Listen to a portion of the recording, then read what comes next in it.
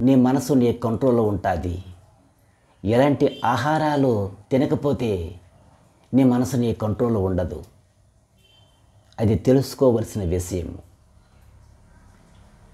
జీవిని హింసించి ఆహారం తినేవాడు అనేక రకము నష్టాలు అనుభవిస్తాడు. శాఖ ఆహారాలు తినేవాడు తన మనసు, బుద్ధి, ఆలోచన తన కంట్రోల్లో ఉంచగలడు. మాంస ఆహారాలు తినేవాడు తనలో ఉన్న ఉత్పత్తిని బయటికి పంపించి శత్రువులు తయారు చేయగలడు.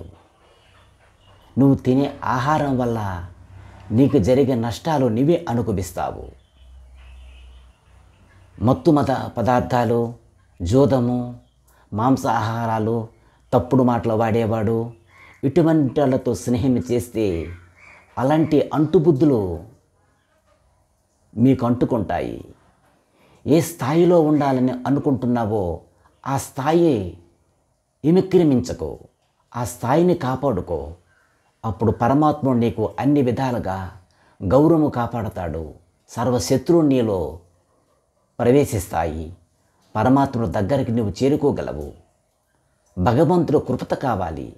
భగవంతుడు లీలలో ఉండాలి. భగవంతుడి మీద భావన పొందుండాలి. అటువంటి భావన పొందితే అటువంటి ఫలాలు ఆ పరమేశ్వరుడు మనకి తప్పకుండా దర్శన భాగ్యం చేస్తాడు.